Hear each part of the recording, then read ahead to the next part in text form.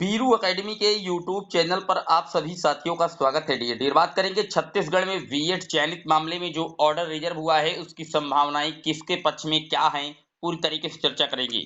साथ ही बात करेंगे बिहार में जो पटना हाई कोर्ट के द्वारा 6वें फेज की शिक्षक भर्ती में बीएड चयनितों को पूरी तरीके से बाहर कर दिया गया था हाई कोर्ट पटना के द्वारा।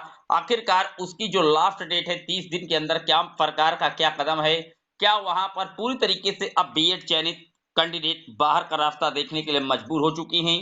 साथ ही बात करेंगे मध्य प्रदेश में बीएड चयनित क्लैरिफिकेशंस को लेकर के एमपी स्टेट ऑफ गवर्नमेंट के द्वारा जो मामला मानी सुप्रीम कोर्ट में चैलेंज किया गया है उस पर भी चर्चा करेंगे। लेकिन जितने लोग चैनल पर पहली बार जुड़ रहे हैं सब्सक्राइब करके बेल आइकन को प्रेस कर लीजिए। इस चैनल पर आपको सबसे पहले सटीक ऑथेंटिक अपडेट लगातार प्रोवाइड कराई जाती है। डियर डियर आपकी स्क्रीन पर आप देख सकते हैं, यहाँ पर देवेश शर्मा जी के द्वारा एक बात मेंशन की गई है। पूरी तरीके से आप देख सकते हैं, यहाँ पर बताया गया है कि छत्तीसगढ़ हाईकोर्ट ने ऑर्डर रिजर्व कर लिया है।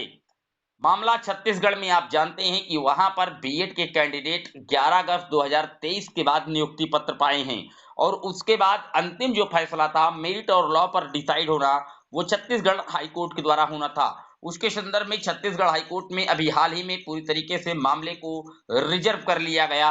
दोनों पक्षों की तरफ से सुनवाई के बाद बीएड की तरफ से भी अपनी जो दलीलें हैं पेश की गई, साथ ही साथ डीएलएड की तरफ से भी मीनाक्षी अरोड़ा इत्यादि जो एडवोकेट हैं उन्होंने अपनी दलीलें पेश की और अंततः छत्तीसगढ़ राज्य की हाईकोर्ट के द्वारा जस्टिस सी लागू जी के द्वारा पूरे ऑर्डर को रिजर्व कर लिया गया। यहाँ पर देवेश शर्मा जी के द्वारा ट्वीट करके बताया जा रहा है कि फैसला बीएड चयनितों के खिलाफ आना तय है। उनकी नियुक्तियां 11 अगस्त के बाद हुई हैं। मैंने आपको भी बताया था कि यहाँ पर जो छत्तीसगढ़ की स्थिति है, यहाँ पर बीएड चयनितों के लिए तो आप कहें पॉजिटिव वे में अपडेट नहीं आ सकती। पहला रीजन क्योंकि माननीय सर्वोच्च न्यायालय ने पहले ही कहा था कि 11 अगस्त 2023 के बाद किसी भी एक पोस्ट पर प्राथमिक लेवल पर बीएड कैंडिडेट एलिजिबल नहीं हो सकती हैं। और यहाँ पर छत्तीसगढ़ में 11 अगस्त के बाद ही सितंबर में यहाँ पर ज्वाइनिंग लेटर दिया गया बीएड चयनितों को, जब मामला माननीय सुप्रीम कोर्ट से अंतरिम राहत बीएड कैंडिडेटों को काउंसलिंग इत्यादि के लिए प्रोवाइड कराया गया था। लेकिन सुप्रीम कोर्ट ने पूरी जिम्मेदारी वहां के राज्य की हाई कोर्ट पर छोड़ दिया था। फिलहाल कोर्ट द्वारा जो जजमेंट है रिजर्व कर लिया गया और वही के संदर्भ में देवेश शर्मा जी ने स्पष्ट तौर पर कह दिया है कि फैसला बीएड चयनितों के खिलाफ आना तय है। उनकी नियुक्तियां 11 अगस्त के बाद हुई हैं। बिहार और एमपी की नियुक्तियां समान तरीके से सब्जेक्ट टू आउटकम के तहत हुई हैं। आप उन्होंने पूरे आर्टिकल में हर राज्य की शिक्षक भर्ती की बात कर दी, साथ ही उत्तर प्रदेश की 69,000 की शिक्षक भर्ती की बात कर दी और कहा कि उत्तर प्रदेश का जो मामला है वो अलग है, जिसमें कहीं ना कहीं जो आप बात कर ले कि उत्तर प्रदेश में 69,000 का जो मैटर है उसमें गुड्डू सिंह के जो एक याचिका पड़ी हुई है उसको लेकर के है, जहां पर कि शिक्षा मित्र हैं वो बाहर करवाने का प्रयास कर रहे हैं, उनको लेकर के एक याचिका मेंशन की गई है तो उसका मैटर अलग है। लेकिन अगर बिहार और मध्य प्रदेश की नियुक्तियों की बात की जाए तो समान तरीके से हैं।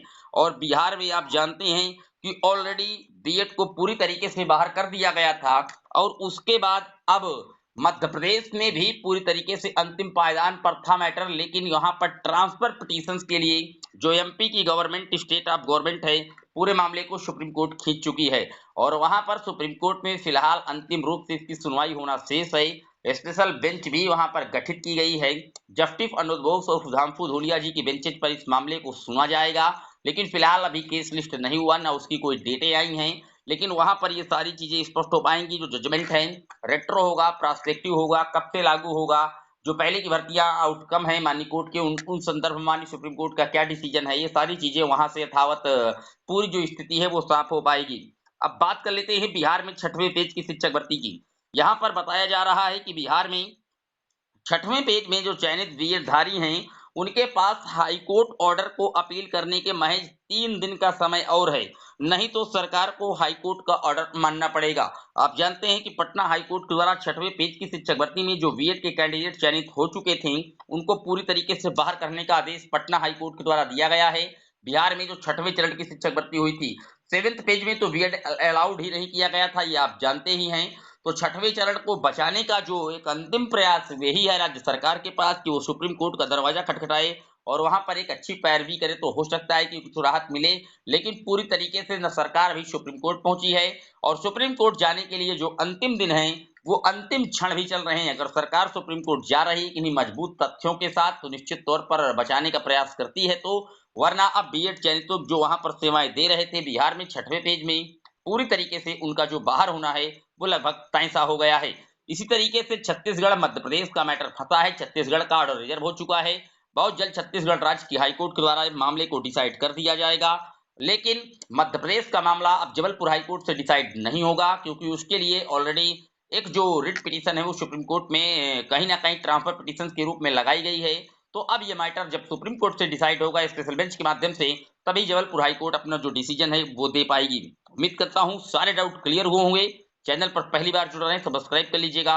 इस तरह की सटीक ऑथेंटिक एनालिसिस आपको लगातार इस चैनल पर प्रोवाइड कराई जाती रहेगी। जय हिंद, वंदे मातरम।